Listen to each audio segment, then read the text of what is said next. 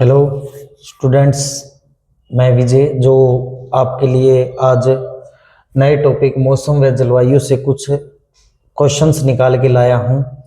और अपन देखते हैं अब जो पहला क्वेश्चन है अपने जॉब विजन हब का मौसम एंड जलवायु टॉपिक का। तो मध्यवर्ती प्रदीप्तिकालिता पौधे का उदाहरण है। तो मध्यवर्ती प्रतिदीप्तिकालिता पौधे का उदाहरण आपका दो प्रकार के होते हैं। एक तो लॉन्ग अवधि, जिसको एक तो कहते हैं LDP प्लांट, SDP प्लांट और डे न्यूट्रल प्लांट। तो इसकी जो वैधता होती है वो लगभग 14 से 18 घंटे की होती है और ये लगभग आपकी 10 से 14 आवर्स की, और इन पर कोई प्रभाव ही नहीं पड़ता। शॉर्ट डे प्लांट में इसमें जो होती है वो आपकी 10 से कम होती है, 10 से कम, और इन पे कोई प्रभाव नहीं पड़ता। तो मध्यवर्ती परिदीप्तिकालिता पौधे का उदाहरण आपका पहला हो जाएगा गन्ना। गन्ना है वो मध्यवर्ती परिदीप्तिकालिता का उदाहरण है। इसके बाद में आता है निम्न में से बाजरे की किस्म है। निम्न में से बाजरे की किस्म है जहां पे भी आपका RHB लिखा जाए तो वो लगभग आपकी राजस्थान हाइब्रिड बाजरा या बाजरे की किस्म कहलाएगी। जहां पे अधिकतर RHB लिखा आ जाए तो वो हाइब्रिड की होगी। तो RHB से बाजरे की किस्म होती है आपकी RHB 171। और बाजरे की इस किस्म में से अपने लास्ट ईयर सुपरवाइजर में से क्वेश्चन आया हुआ है बाजरे में। अब चलते हैं नेक्स्ट क्वेश्चन पे। वायुमंडलीय दाब। वायुमंडल में जो वायु का दाब होता है या जो अपने क्लाइमेट में जो गैसें होती है उनका जो दबाव होता है उसको अपन किस में मापते हैं? मिलीलीटर में किसको मापेंगे? जल को।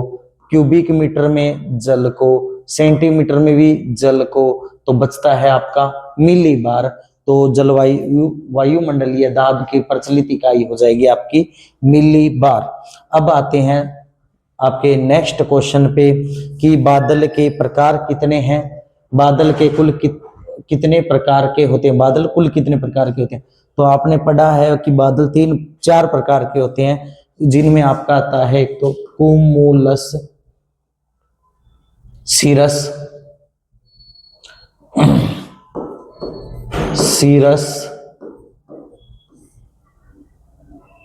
कुमुलस,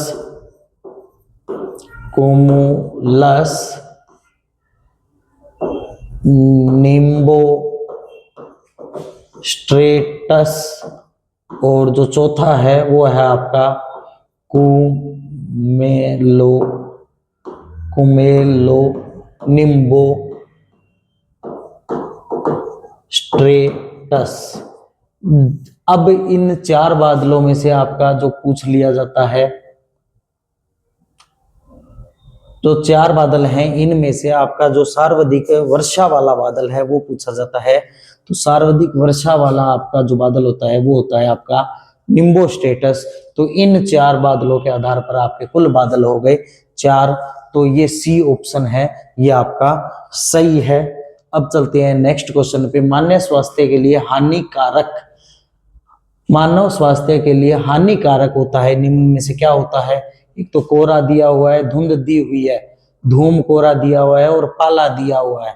कोहरा वो होता है जिसमें आपकी विजिबिलिटी बहुत कम हो जाती है, जिसमें आप बहुत दूर तक नहीं देख पाते। अपन जैसे गांव में कहते नहीं है क्या कि आज तो बहुत तकड़ी धुंध आ रही है कि हाथ कौन दिख रहे हो, तो वो होता है आपका कोहरा। धुंध कोहरा, बहुत कोहरा, धुंध भी उसी में आती है। और जो धूम कोहरा है, धूम कोहरा मतलब धुआं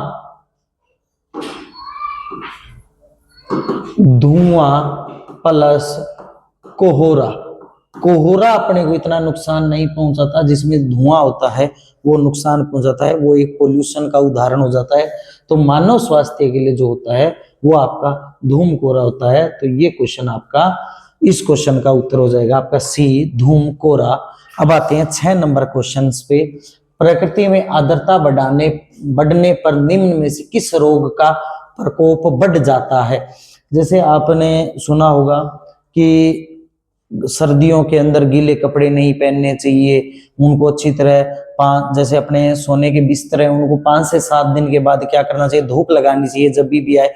क्यों? क्योंकि जितने भी अपन जैसे घरों में देखते हैं कि शाम की अपन कोई भी भोजन रख देते हैं तो सुबह अगर अनुचित वातावरण में नहीं रखे तो उसमें क्या आ जाती है, वो फंगस आ जाती है, जिसको अपन गांव की भाषा में बूफन भी बोलते हैं या फफूंद कहते हैं।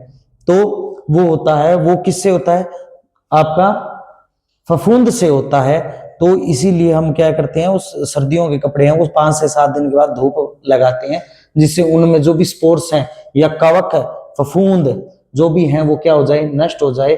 तो इसमें आ जाएगा ज्यादा आर्द्रता बढ़ने पर पेड़ पौधों में भी कवक अपना प्रकोप दिखाती है और कवक से क्या हो जाता है, ज्यादा रोगों का प्रकोप बढ़ता है या विस्तार होता है।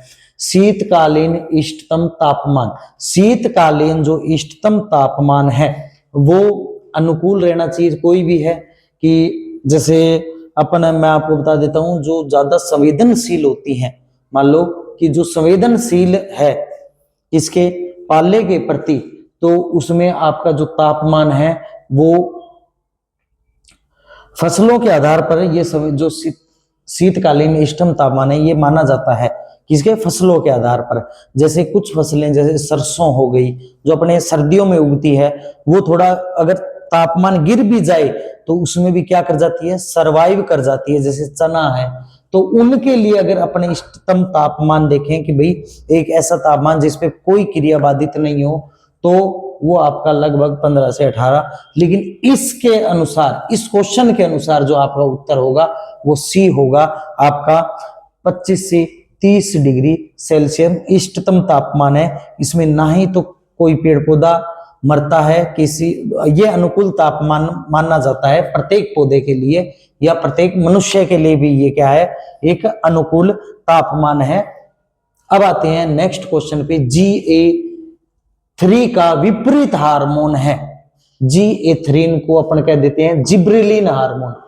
जिब्रेलिन हार्मोन ये क्या हुआ कि ये अपने धान के खेत में देखा गया, एक फुलिस सीडलेस रोग हुआ था जापान में, धान के अंदर फुलिस सीडलेस, उसके अंदर देखा गया था। और कोरोसोवा नामक वैज्ञानिक ने ये खोजा और उससे क्या किया, जिब्रेलिन हार्मोन खोजा। प्रत्येक जो भी मतलब वो आर्टिफिशियल दिया जाता है जो उन्होंने खोजा, ये अनुकूल तापमान पौधे के अंदर खुद से बनता है। तो इसका विपरीत हार्मोन पूछा है। ऑक्सीन एक वृद्धि कारक हार्मोन है, ये क्या करता है, ऑक्सीन क्या करेगा, वृद्धि करेगा। साइटोकाइनिन क्या करेगा, सेल का विभाजन करके उसकी मोटाई को बढ़ाएगा या उसमें वृद्धि, कोशिकाओं की वृद्धि करेगा। मैलिक हाइड्रोजाइड ये क्या करता है, इसको MH भी कहते हैं, ये क्या करता है, जो प्याज का भंडारण, पहला प्याज लहसुन का भंडारण करते हैं तो उसमें अंकुरण को रोक देता है। किसको, अंकुरण को रोकता है। किसको, अंकुरण को। अंकुरण को क्या कर देता है, कम कर देता है। किसमें, प्याज प्लस लहसुन को के जो अंकुरण उसको कम कर देता है। अब बचता है एब्सिसिक ABA हार्मोन। जो ABA हार्मोन, जो आपका जिब्रेलिन हार्मोन है, उसका विपरीत हार्मोन आपका ABA अम्ल माना जाता है, मतलब एब्सिसिक अम्ल होता है। तो इसका आंसर हो जाएगा आपका D। अब चलते हैं नेक्स्ट क्वेश्चन पे। तो तापमान बढ़ने पर जैविक क्रिया क्या होगी? अब ये बहुत ही बढ़िया क्वेश्चन है कि जैविक क्रिया क्या होगी। तो अब जैसे अपन देखते हैं कि कोई भी पौधा है वो अपने अनुकूल स्टेज में क्या कर रहा है, बढ़वार कर रहा है। तो उसमें क्या होगा कि अगर तापमान को बढ़ा दें तो उसमें जितनी भी मेटाबॉलिक क्रियाएं होगी वो ज्यादा होने लगेगी, और पौधे से जो प्रकाश संश्लेषण या वाष्पोत्सर्जन जितना होना था उससे क्या हो जाएगा, आपका ज्यादा होने लगेगा। तो पौधा क्या करेगा, जल्दी क्या करेगा, उसकी सारी स्टेजें पार हो जाएगी, मतलब उसकी क्रिया क्या हो जाएगी, बढ़ जाएगी। अब बढ़ कितनी जाती है, तापमान बढ़ने पर जैविक क्रिया बंद नहीं होती, ये गलत हो गया। शुरू होगी, शुरुआत तो उसमें पहले से ही है, तापमान तो बाद में बढ़ा है, तो ये भी नहीं होगी, कोई प्रभाव नहीं पड़ी, ये भी गलत है। तो जो तापमान है उसकी क्रियाशीलता दोगुनी हो जाती है। पौधा अगर 15 दिन के बाद मैच्योर होना था, वो आज मैच्योर है, तो उससे क्या होता है कि जो तापमान बढ़ा है वो क्या कर देता है, पौधे की जो लास्ट स्टेज है उसको जल्दी ले आता है। तो इसमें क्या होगा, आपकी जो दोगुनी हो जाएगी तापमान बढ़ने पर। अब आता है दीर्घ दिवस पादप नहीं है, दीर्घ दिवस पादप नहीं है, मतलब लॉन्ग डे प्लांट नहीं है। तो इसमें जो आपका आंसर है वो हो जाएगा आपका सोयाबीन, सोयाबीन इसका सही आंसर है। तो दीर्घ दिवस पादप नहीं है, बाकी सब दीर्घ दिवस थे। पाले से बचाने के लिए, पाले से बचाने का प्रकार नहीं है। तो आप जैसे अपन मौसम विज्ञान में पढ़ते हैं कि गर्मियों में जो गर्म हवाएं हैं वो कहां से चलती है, पश्चिम से, और जो सर्द हवाएं हैं वो कहां से चलती है, उत्तर से। तो सर्द हवाएं हैं वो उत्तर से चलती है। पाला अपन सर्दियों में अगर रोकेंगे, उसके प्रभाव को कम करेंगे, तो अपने को पढ़ाया जाता है, या आपको मैं बता रहा हूं कि जैसे सर्दियों में उत्तर से अगर ठंडी हवाएं आ रही हैं, शीत लहरें आ रही है, तो अपन उत्तर दिशा में, खेत के उत्तर दिशा की तरफ क्या करते हैं, अपन धुआं कर देते हैं, जिससे क्या होता है, एक जिससे जो पौधे हैं वो कुछ एक सिंथेटिक, वो क्या होता है, थर्मास्टेटिक लेयर बन जाती है, जिससे क्या होता है, तापमान गिरता नहीं है, थोड़ा अनुकूल बना रहता है और पौधे सर्वाइव कर जाते हैं। तो धुआं करना ये भी पाला बचाने का एक उपाय है, ठीक है, ये पाला बचाने का उपाय है। तो ये इस क्वेश्चन के हिसाब से नहीं होगा। H2SO4 का 0.1% घोल का इस्तेमाल करते हैं, इसको, ये भी सही है, ये पाला बचाने के उपाय में सही है, ये भी सही है। वायु रोधी वृक्ष लगाना, उत्तर दिशा में अगर वायु रोधी वृक्ष लगा देंगे तो क्या करेगा, विंड ब्रेक का काम करेगा, शेल्टर बेल्ट का काम करेगा, जिससे सर्द हवाएं जो गति से आ रही थी उनको ब्रेक लग जाएगा, रोक देंगे और वो धीरे धीरे बहेंगी। तो ये भी एक उदाहरण है। दूसरा है, पाले से बचाव का प्रकार नहीं है, तो चूना लगाना है, ये अपना गर्मियों से बचाव करता है, गर्मियों में बचाव करता है। तो इसका ये हो जाएगा, गर्मियों में अपन क्या करते हैं, बड़े आकार के जो पेड़ पौधे हैं सड़कों के किनारे आपने देखा होगा, तने के 3 से 4 फुट भाग पर चूना लगा देते हैं, जिससे क्या होता है, एक तो कीट भी रुक जाए, कीटाक्रमण कम हो जाए, दूसरा जो पौधे से वाष्पोत्सर्जन हो रहा है वो कम हो जाए, गर्मी कम लगे तने को। अब आता है अगला, हिम कंदुक का आकार, हिम कंदुक का आकार। अब देखते हैं हिम कंदुक। अब आता है आपको जैसे 1 से 5, 5 से 10, 10 से 20, 20 से 50 ml। अब इसमें जो फुहार अपन कह सकते हैं, जो पेरिसिटिपेशन होता है या बारिश होता है, उनके आकार का क्या होता है, फुहार, फुहार का जो आकार होता है वो 1 से 5 mm माना जाता है। उसके बाद में आती है आपकी हल्की बूंदे, हल्की बूंदे आती है, तो उसका आकार हो जाता है 5 से 10। अब आता है थोड़ी गहरी बूंदे, गहरी बूंदे, बूंदे का आकार हो जाता है 10 से 20। लेकिन अब 20 से 50 अपना आ जाता है हिम कंदुक, कंदुक का आ जाता है। तो हिम कंदुक का आप 20 से 50 हो चाहे 10 से 50 हो, तो इसमें सही होगा आपका हिम कंदुक, ये माना जाएगा आपका, ठीक है। होने को ये भी हो सकता है, लेकिन ये अपने ये मान सकते हैं।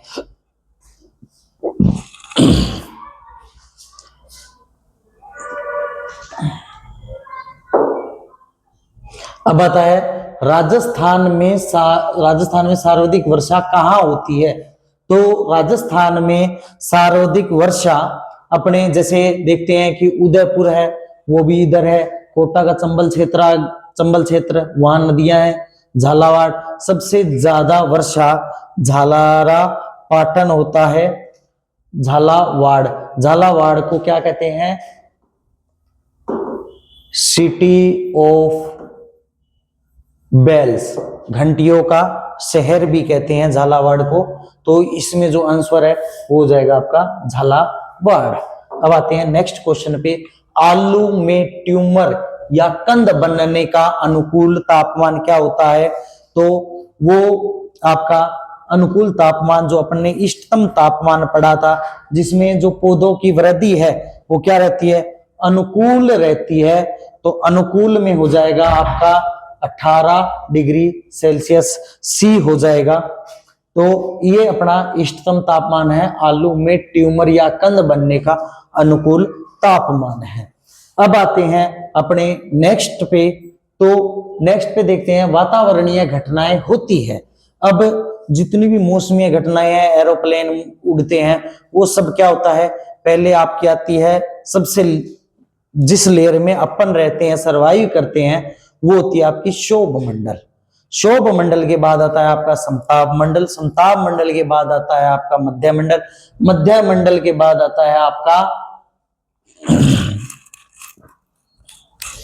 मध्य मंडल के बाद आपका आता है आयन मंडल, और बाद में आता है आपका बहिमंडल। तो वातावरणीय घटनाएं जो अपने वाला है उसमें होगी, जिसमें अपन रहते हैं शोभ मंडल में। अब इसमें से बहुत बार क्वेश्चन आया हुआ है कि एरोप्लेन किस मंडल में उड़ते हैं? तो आपका हो जाएगा शोभ मंडल में। जितनी भी मौसमी घटनाएं होती हैं, बारिश होना, ओले गिरना, ये सब शोभ मंडल में होती है। आंधियां आना, सब शोभ मंडल में। जितनी भी वातावरणीय घटनाएं आपके दिमाग में आ रही है वो सब आपकी शोभ मंडल में होती है। अब आते हैं अपने नेक्स्ट क्वेश्चन के ऊपर। तो ये देखते हैं वायुमंडल में कौन सी गैस अनुपस्थित होती है? अब देखते हैं कौन सी गैस अनुपस्थित होती है। आपने देखा होगा कि अगर अपन मान लो अपने पूरे विश्व की जनसंख्या देखें 700 करोड़ है, 700 करोड़ जनसंख्या कितनी CO2 निकाल रही है? तो CO2 है, पाई जाती है अपने वायुमंडल में, नाइट्रोजन पाई जाती है, जो भी जितने भी आप पैकिंग का जो भी खाद्य में सामान लाते हैं उसके अंदर जो भी एयर होती है वो नाइट्रोजन होती है, जिसमें प्रिजर्व करके रखा जाता है। और उसके बाद में आता है आपका आर्गन। आर्गन कुछ मात्रा में पॉइंटों में पाई जाती है, 0.8 या 9%। अब आता है क्लोरीन। क्लोरीन अपने वातावरण में नहीं पाई जाती, इसलिए ये सही हो जाएगी, ये अपना राइट आंसर है। ठीक है,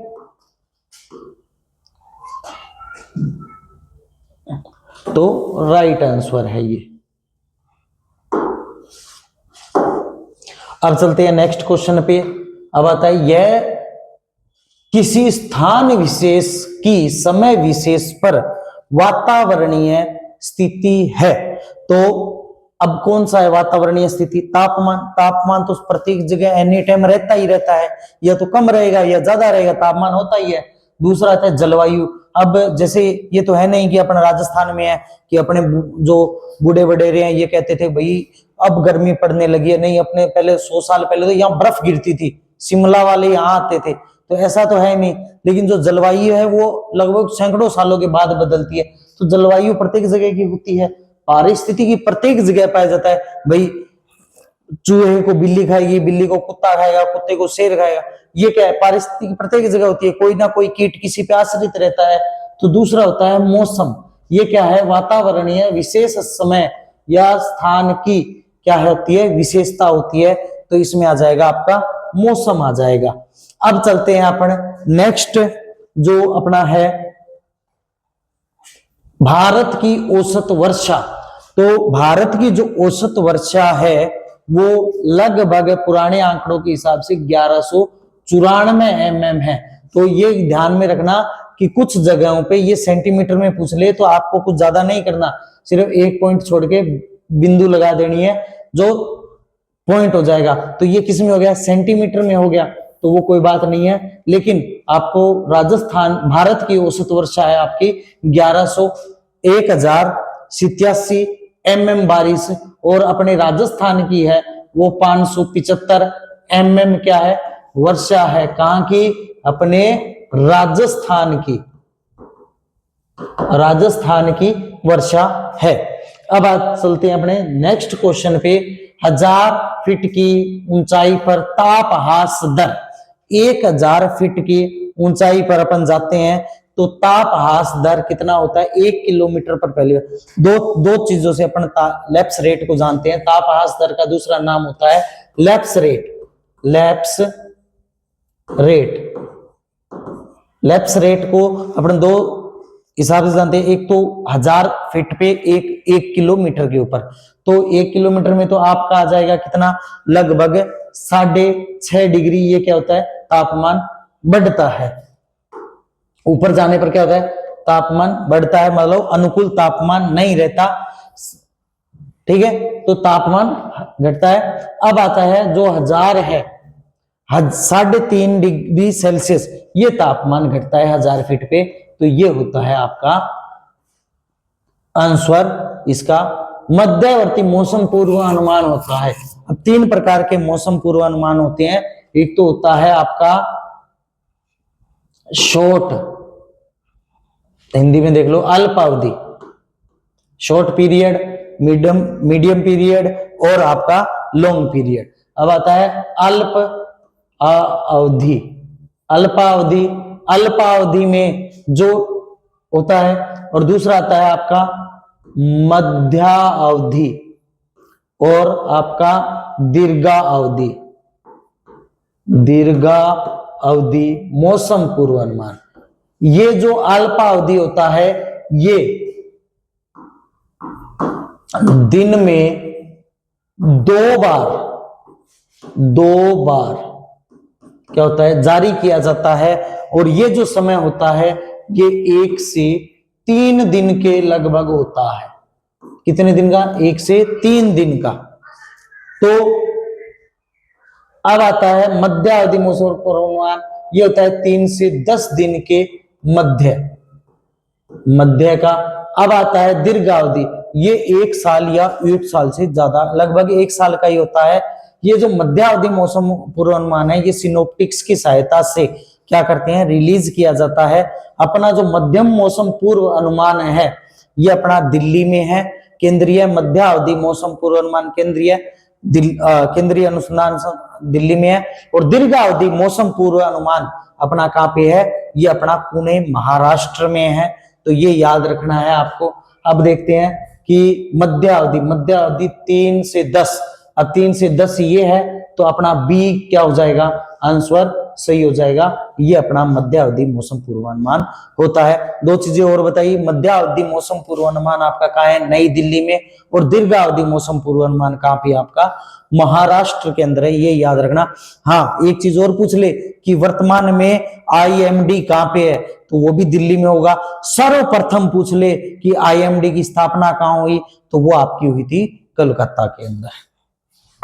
अब चलते हैं नेक्स्ट क्वेश्चन है, भारत के मानसून प्रवेश करता है, भारत में पूछा गया है। तो भारत में जो मानसून है वो 1 जून से अपने जो केरल का क्षेत्र है वहां से क्या करता है, प्रवेश करता है, और 15 जून के बाद अपने राजस्थान में झालावाड़ से क्या करता है, प्रवेश करता है, और 15 जुलाई तक अपना जो राजस्थान है उसको कवर करके इधर आगे पंजाब की तरफ निकल जाता है। तो पहले भारत में मौसम पूर्वानुमान का, भारत में मौसम प्रवेश का प्रवेश द्वार माना जाता है केरल को, तो ये आता है केरल। अब आता है आगे नेक्स्ट क्वेश्चन पे, आयन मंडल की ऊंचाई, आयन मंडल की ऊंचाई जो आपकी 50 से 80 से आपकी 500 तक होती है, तो आयन मंडल की होती है आपकी 500 से 1600 किलोमीटर ये ऊंचाई है। तो अपना आंसर हो जाएगा 500 से 1600 किलोमीटर। अब आते हैं IMD की सर्वप्रथम, वो अभी बताया मैंने आपको, तो IMD की जो सर्वप्रथम स्थापना है वो 1875 के अंदर कोलकाता के अंदर हुई, तो ये अपना यहाँ पे सही हो जाता है। उसके बाद लास्ट में जो ट्रांसफर हुआ वो अपना दिल्ली में हुआ, तो वर्तमान में कहाँ है, दिल्ली में। दिल्ली में कब आया, तो 1944 में आया, ठीक है। हाँ, आप ऐसे कर सकते हो, कलकत्ता, कलकत्ता से पुणे, पुणे से दिल्ली, ये स्थानांतरण हुए थे IMD के, ठीक है। अब आता है दीर्घावधि मौसम पूर्वानुमान का उपयोग करते हैं। अब ये क्वेश्चन अपना जो 2000 लगभग 21 या 22 के एमएससी के पेपर में पूछा गया था कि आपका जो मौसम दीर्घ अनुमान है वो किस प्रकार के काम आता है।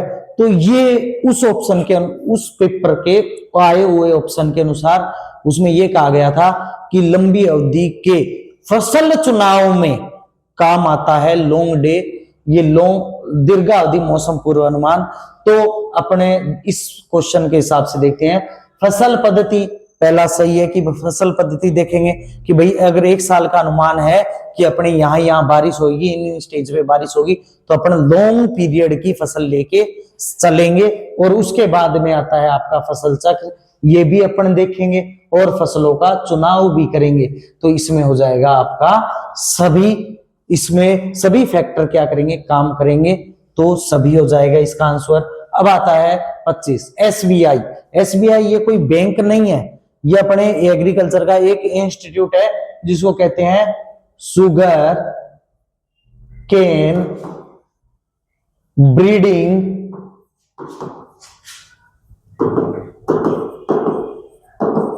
Institute, sugar cane breeding institute, गन्ना प्रजनन केंद्र ये है आपका कहां पे, कोयम्बटूर कहां पे है, तमिलनाडु में। तो अपना आंसर हो जाएगा तमिलनाडु, ये आंसर आपका सही है, तमिलनाडु। अब आता है दिवस निष्प्रभावी। दिवस निष्प्रभावी में आपका जो आता है वो है आपका, ये भी आपका शॉर्ट डे प्लांट है, ये अन्य है, और इसमें आंसर आता है आपका टमाटर है वो आपका सही है। टमाटर क्या है, एक दिवस निष्प्रभावी पौधा है। अब आते हैं नेक्स्ट पे, ये नहीं है सिर्फ, ये आपका टमाटर है दिवस निष्प्रभावी, ये देख लेना गौर करके।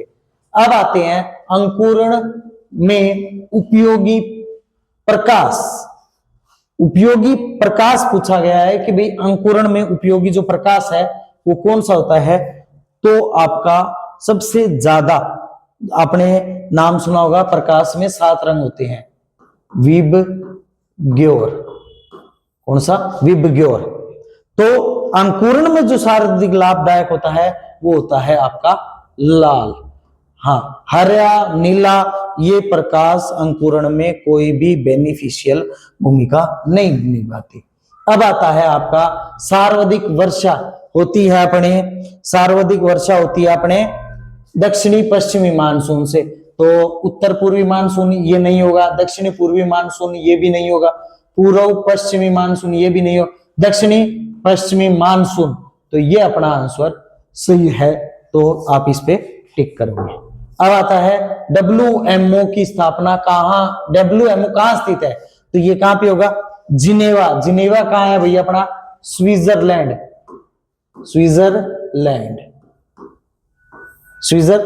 में है जिनेवा। तो ये हो जाएगा आपका एकदम सही ना। भारत में अपना कौन सा है, भारत में अपना IMD जो अपन ने पीछे पढ़ा। अब आते हैं नेक्स्ट क्वेश्चन पे, इंडियन सोसाइटी ऑफ एग्रोनॉमी कहां स्थित है। तो ये है अपना नई दिल्ली के अंदर, कहां पे, नई दिल्ली में है इंडियन सोसाइटी ऑफ एग्रोनॉमी, नई दिल्ली में। अब आते हैं नेक्स्ट, फादर ऑफ एग्रोमेट्रोलॉजी। तो इसमें यह कहा गया है कि जो फादर ऑफ एग्रोमेट्रोलॉजी, मान लो कृषि मौसम विज्ञान के जनक है। तो आप क्या करते हो कि भैया जो बड़े हैं जिनके घर पे नौकर चाकर काम करते हैं, तो वो क्या कहते हैं भैया, अपने भारत की बात है कि भारत में अगर मौसम खराब हो जाए, आपने मूवियों में देखा होगा, मौसम खराब हो जाए तो क्या कहते हैं, रामलाल या रामदास जाके कपड़े उतार लाओ। तो वो क्या है, कपड़े उतारने कौन जाता है, रामदास। तो मौसम खराब होने पर कौन गया, रामदास। तो इसका आंसर हो जाएगा आपका LA रामदास, ये हो जाएगा। पीटर डी क्रेसेंजी ये आपके एग्रोनॉमी के फादर है, कौन है, एग्रोनॉमी के फादर है। इन SK वंसल का आपका होर्टी से संबंधित है, और MS रंधावा MS रंधावा की एक बुक है वो बड़ी फेमस है।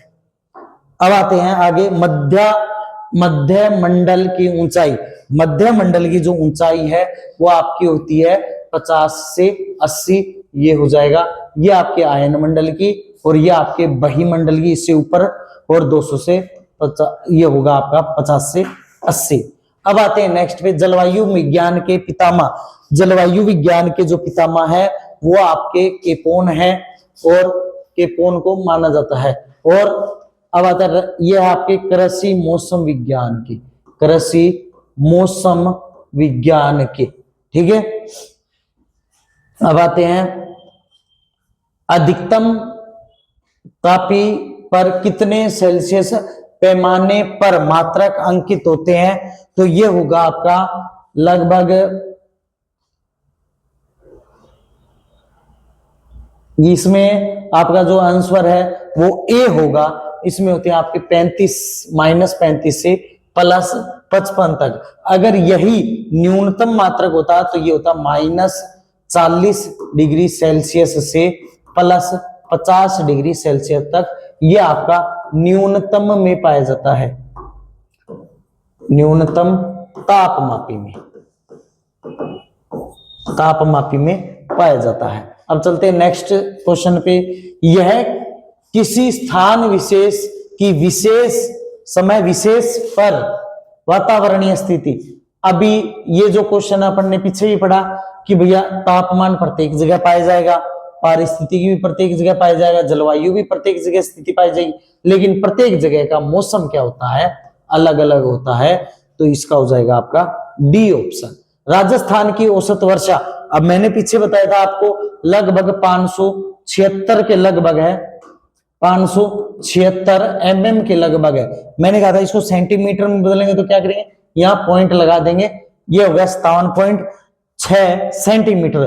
तो इसमें देखते हैं इसके आसपास का कौन सा है, तो ये नहीं है, ये भी नहीं है, ये भी नहीं है और ये है, तो इसका आंसर हो जाएगा 564। ये आपका सही आंसर है, राजस्थान की औसत वर्षा। अब आते हैं नेक्स्ट क्वेश्चन पे।